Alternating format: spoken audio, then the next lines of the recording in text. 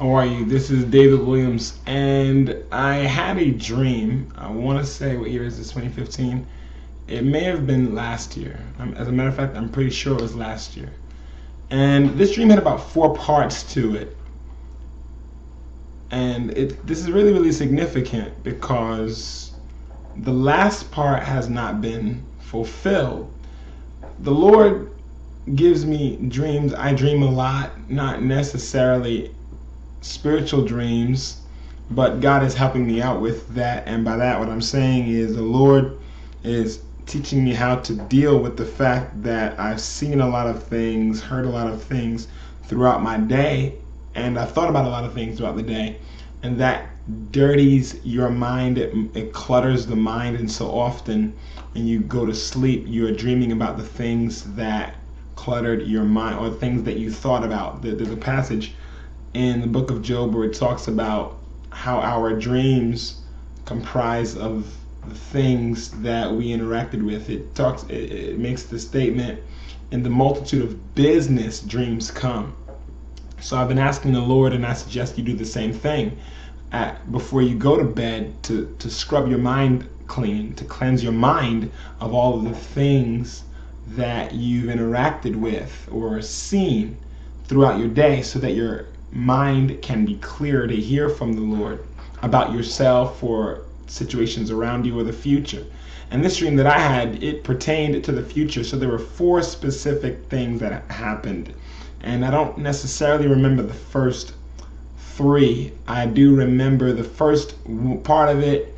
I dreamt I was with extended family in a hotel room. The second part of it, I dreamt I had friends that were living with me. The third part of it, I dreamt that I dreamt that there was some sexual misconduct going on. And then the fourth part, that's the part I really want to focus on. Now, each part of those things came to pass specifically.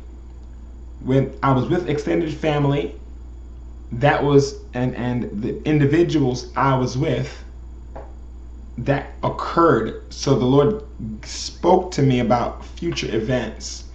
The first 3 events, I was with extended family, that occurred after I had this dream. The sexual misconduct thing occurred, and the friends occurred. The last part has yet to occur. And that's the part that I want to say generally is of concern. The last part, I dreamt I pulled up into my driveway, and as I was in the driveway, I was sitting in my vehicle, and a bright light from above, it came upon me, and I jumped, trying to figure out what was going on. Like, what's going on? I opened the car door. I got out of the car partially, and I noticed out of my peripheral vision, and then I noticed that there was a young lady from the neighborhood greeting a United States soldier that she knew. He had, I think, a bouquet of flowers in his hand, and either a box of candy or a stuffed animal that the girl from the neighborhood, who was regularly dressed in plain clothes, she'd given to him. He was in his military gear, and she was welcoming him home. But I didn't get the sense that he was necessarily home, but he was in the neighborhood dressed like that, and she was happy to see him and gave him some things, and he was giving her a hug. So I saw that he and she were on the sidewalk. I looked over the house where I was staying, and I saw this large military helicopter, and I forget, it's called a Chinook, Chinook. And if you know which one I'm talking about, you can post it in the comment section, a picture of it. But it was a Chinook helicopter, and I saw 2 of them, and then I saw a third helicopter. It was all black. I knew that it was a civilian police force. I'm sorry, not civilian. Civilian, not in that it was a militia, but civilian in that it wasn't military. So it was the domestic police force. It was our local police force, but I guess a higher level, like a SWAT type of black helicopter. I knew it wasn't government. I knew it was just escorting the two Chinook helicopters, from which U.S. soldiers were repelling. I think that's the word. They were coming down on ropes into U.S. cities, and it was night, and I saw these U.S. soldiers coming out of these Chinooks to police U.S. cities. And I remember the strong level of horror and fear that I felt, and I shouted, "Already?" And then I got back into the car. I looked out of the passenger side window, and I saw my neighbor. He was surrounded by 2 to 3 police officers. One of them was putting him into a potato sack-like bag. His hands were behind his back. He was being cuffed or strapped with some type of restraint. One soldier was behind him pulling up the bag.